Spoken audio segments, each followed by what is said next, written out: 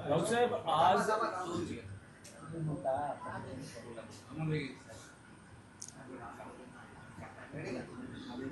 बोला. रावसाहेब आज मुखपत्र सामनामध्ये ही बातमी आली आहे आणि तुम्ही एक ट्विट केले आहे. महाराष्ट्र भाजपचं जे कार्यालय आहे, नवीन कार्यालयाच्या भूमिपूजनाचा सोहळा आहे, पण त्या जमिनीच्या व्यवहारासंदर्भात तुम्ही अमित शहांना पत्रही दिले होते. आज भारताचे गृहमंत्री आणि भाजपचे नेते अमित शहाजी मुंबईला येत आहेत. ते भारतीय जनता पक्षाच्या नवीन कार्यालयाचं भूमिपूजन करण्यासाठी. मरीन लाईन्स खरं म्हणजे भारतीय जनता पक्षाचं एक मोठं कार्यालय राज्याचं आहे, पण हातामध्ये अमर्याद सत्ता आणि धनसंपत्ती असल्यामुळे समुद्रासमोर मरीन लाईन्सला एक भव्य आलिशान कार्यालय उभं करण्याचं त्यांनी ठरवलं. कारण ते सुखासीन लोक आहेत, कार्यकर्त्यांप्रमाणे त्यांना जगता येत नाही. ते पूर्वीचे दिवस गेले. हजारो स्क्वेअर फीटचं ते कार्यालय आहे. नवीन किंवा नूतन कार्यालयाचं भूमिपूजन हा काही आमच्यासाठी टीकेचा विषय असू शकत नाही. राजकीय पक्षांना तो पूर्ण अधिकार आहे. देशभरामध्ये भाजपनं प्रत्येक जिल्ह्यामध्ये अशी पंचतारांकित कार्यालय उभी केली आहेत. 550पेक्षा जास्त. म्हणजे मुंबईतलं दिल्लीतलं कार्यालय जर आपण त्यांचं पाहाल तर प्रेसिडेंट ट्रम्पचं व्हाईट हाऊस मागे पडेल. पण त्याचंही आम्ही स्वागत करतो. पक्ष आपल्या प्रॉपर्ट्या तयार करत असतो, सत्ता आहे, उद्योगपती पैसे देत असतात. प्रश्न इतकाच आहे, मरीन लाईन्सला अद्याप मराठी भाषा भवन होऊ शकलं नाही. त्याच ठिकाणी मराठी भाषा भवन अडकून पडलंय. भूमिपूजन होऊन सुद्धा त्याकडे कोणाचं लक्ष नाही. पण आज गृहमंत्री एक पंचतारांकित भव्य असं कार्यालय त्याचं भूमिपूजन करण्यासाठी येतात. त्यांचं स्वागत आहे. मी आज पत्र लिहिलं आहे अमित शहांना आणि सामनासुद्धा आम्ही छापला आहे की किती वेगानं काम केलं जातं, किती वेगानं एक फाईल एका सत्ताधारी पक्षाची, म्हणजे राफेलच्या वेगानं लिहिलं आहे. राफेलच्या वेगानं फाईल हलते. म्हणजे राफेलचा वेग सुद्धा मागे पडेल इतक्या वेगाने ती फाईल हल्ली. आणि सर्व अडथळे बरं का, कधी 24 तासात, कधी 2 तासात, कधी तासाभरात अडथळे दूर करून ती जागा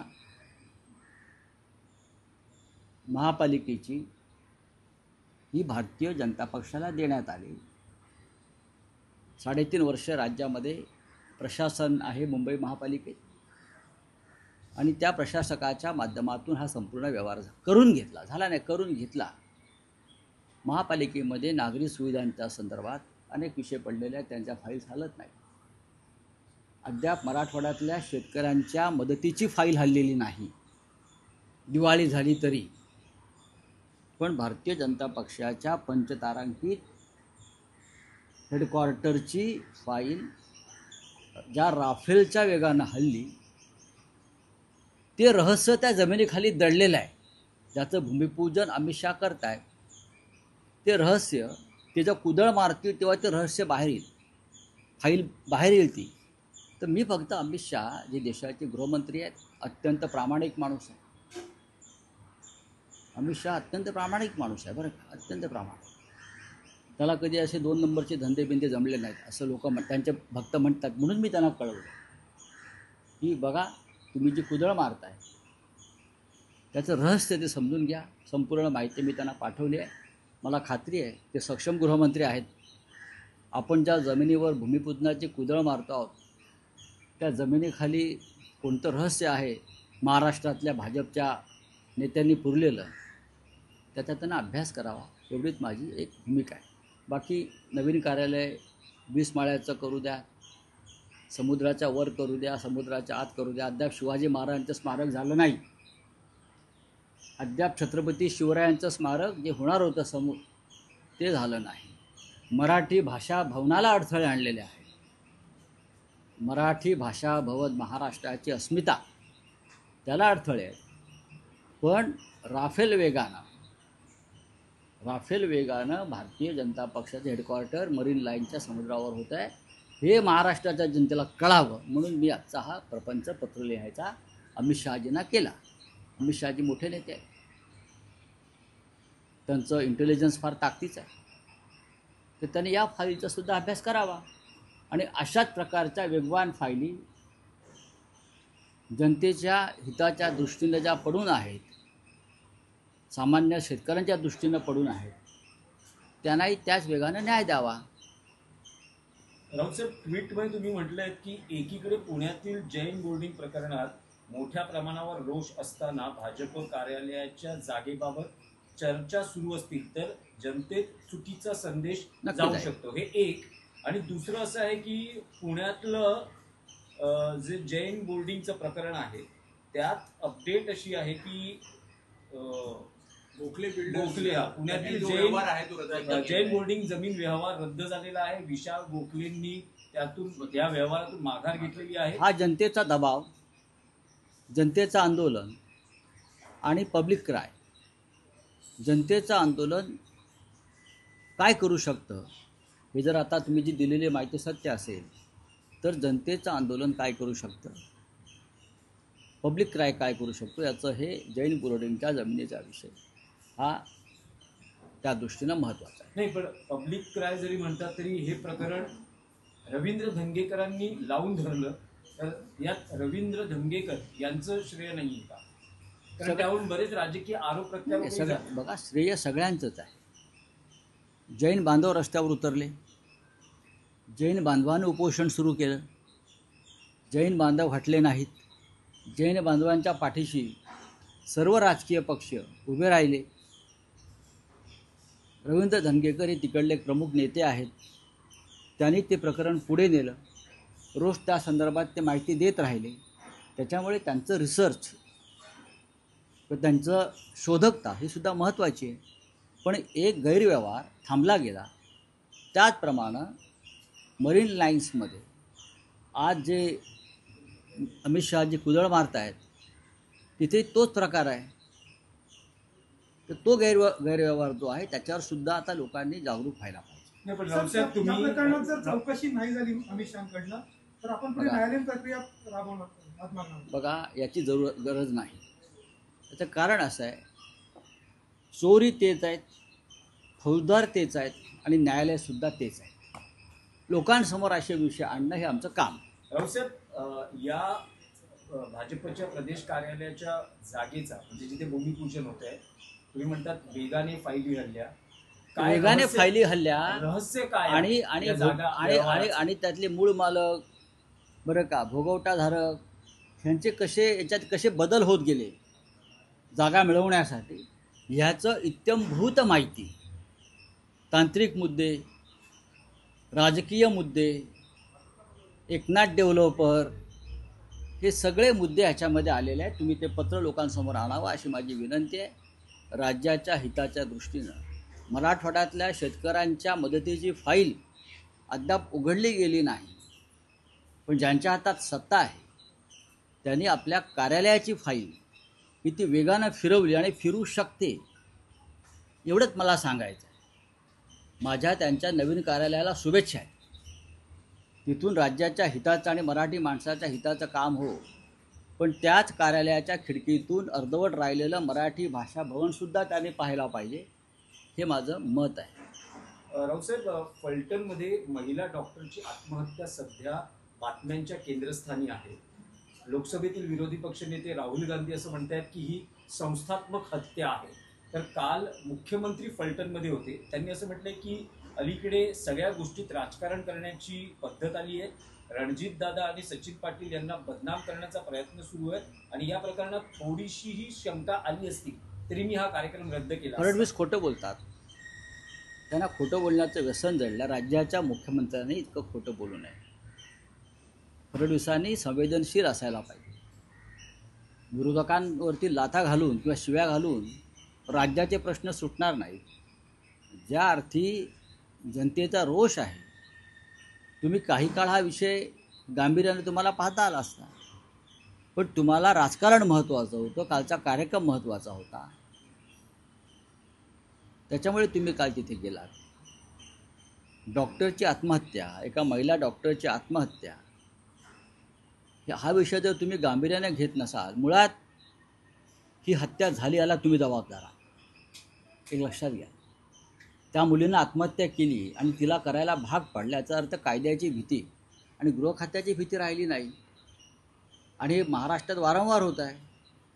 मुंबईच्या रस्त्यावर एका तरुणीला ज्या पद्धतीनं हत्या केली, हा सुद्धा विषय गंभीर आहे ना. तुम्हाला इतर सर्व गोष्टी करायला वेळ आहे, व्हिजिलन्स इतर लोकांवर करायला वेळ आहे, इतर लोकांच्या मागे इंटेलिजन्स लावायला वेळ आहे, भारतीय जनता पक्षाच्याच लोकांचे फोन टॅप करायला वेळ आहे. पण या महाराष्ट्रात वाढत चाललेली कायदा सुव्यवस्थेची अव्यवस्था, ती सावरायला वेळ नाही. चलिए आपका क्या सर, एकच प्रश्न आहे मराठीतला की आज उद्धव ठाकरे यांच्या नेतृत्वाखाली मुंबईत शिवसेना युपीटीच्या पदाधिकाऱ्यांचा मेळावा होतो. महापालिका निवडणुकांच्या दृष्टीनं मार्गदर्शन करण्यात, पण मतचोरी हा एक महत्त्वाचा अजेंडा सध्या उद्धव ठाकरेंच्या. दोन गोष्टी महत्त्वाच्या आहेत. आजचा मेळावा हा उपशाखा प्रमुखांचा मेळावा आहे. जे आमचं प्रत्यक्ष जमिनीवरची फौज आहे, सैन्य आहे, त्यांना आपण आज काय संदेश देतोय याकडे सगळ्यांचं लक्ष आहे. उद्धव ठाकरेजी पक्षप्रमुख आज त्यांना मार्गदर्शन करतील. आणि मोठ्या प्रमाणामध्ये मुंबईतून, हा फक्त मुंबईतल्या उपशाखा प्रमुखांचा मेळावा आहे, लक्षात घ्या. आणि 1 नोव्हेंबरला मतदार यादीतल्या घोटाळ्यांसंदर्भात सर्व पक्षांचा एक मोठा मोर्चा निघतो आहे. दिल्लीला धडकी भरेल आणि निवडणूक आयोगाला खांब फुटेल अशा पद्धतीचा हा मोर्चा काढावा, यासाठी सर्व पक्षांची तयारी सुरू आहे. मग डावे पक्ष असतील, काँग्रेस पक्ष असेल, राष्ट्रवादी काँग्रेस पक्ष असेल, कालच पवारसाहेबांशी माझी चर्चा झाली त्या विषयावर, शिवसेना, महाराष्ट्र नवनिर्माण सेना, प्रत्येक जण ह्या मोर्चाच्या यशासाठी झटतो आहे. आणि 1 तारखेचा मोर्चा, 1 नोव्हेंबरचा मोर्चा हा अभूतपूर्व असा. नाही, पण राऊसाहेब, यात एक प्रश्न असा आहे की तुम्ही किंवा तुमचं शिष्टमंडळ वारंवार असं सांगताय, राज ठाकरे म्हणताय की मतदार याद्यांमध्ये दुरुस्ती करा आणि निवडणुका घ्या. पण आज केंद्रीय निवडणूक आयोगाची पत्रकार परिषद संध्याकाळी होते. निवडणूक आयोगाकडून एक स्पष्टता आहे की नव्या वर्षात मतदार याद्या पुनर्रचना करण्यासंदर्भात मोहीम हाती घेतली जाईल. त्यामुळे आता हे स्पष्ट आहे की ज्या याद्या आहेत त्यावरच महाराष्ट्रातल्या स्थानिक स्वराज्य संस्थांच्या निवडणुका या विषयावर तुम्ही 1 नोव्हेंबरला आम्ही काय बोलतोय ते ऐकून घ्या. त्यासाठीच तर मोर्चा आहे, त्यासाठीच तर आंदोलन आहे. 1 नोव्हेंबरला त्याच्या आधी सर्व प्रमुख नेत्यांची बैठक होईल. मोर्चात सहभागी होणाऱ्या पक्षाचे जे प्रमुख आहेत त्यांची एक बैठक होईल. त्यात पुढली रणनीती ठरवली जाईल. चला, ही बैठक मोर्चाच्या आधी होईल. मोदी जी ने कहा है कि चाय महंगी हो गई, डेटा सस्ता हो गया, और वो सोशल मीडिया की ऐसा उन्हें कहा है जिसके सोशल मीडिया पे वो तरह का बटन डाल रहे हैं. किस तरह आप देखते हो? क्या बोल रहे हैं मोदी जी? बोल रहे चाय महंगी हो रही है. चाय महंगी हो गई, डेटा सस्ता हो गया है. अब तो चाय महंगी हुई, उसके लिए जिम्मेदार कौन है? मोदी जी जब चाय बेचते थे तब चाय का रेट क्या था? वही रेट से आप मोदी जी वापस देश के प्रधानमंत्री बन गए. हाँ, तो वही रेट से चाय बेचो, डालो आप किटली लेके आपके कार्यकर्ताओं को घर घर भेज दो चाय के लिए. डेटा जो है सस्ता हो गया, जिसमें सोशल मीडिया काफी एक्टिव हो गया. तो क्या हो गया? पूरे विश्व में डेटा सस्ता हो गया है, तो भारत में क्या बड़ी बात है? आप विश्वगुरु है ना, तो पूरे विश्व में डेटा सस्ता हो गया है. डेटा सस्ता हो गया इसलिए तो हमारा डेटा चोरी कर रहे हैं. चलिए, thank you very much. Fadnavis ने क्लीन चिट दी है डॉक्टर केस में. सर देखते हो सर, किसको क्लीन चिट दी है? डॉक्टर सुसाइड केस में. नहीं, वो क्लीन चिट देवेंद्र फडणवीस के देने से नहीं मिलती. उसके लिए जांच करनी पड़ेगी. वो लड़के ने जो अपने हाथ पर लिखा है, हाँ, कि पोस्टमार्टम रिपोर्ट बदलने के लिए कैसे एमपीज के पीएस के फ़ोन आते थे, क्या वो झूठ है? तो आप वो जिसने सुसाइड की उस लड़की को आप झूठा बोल रहे हो। Thank you.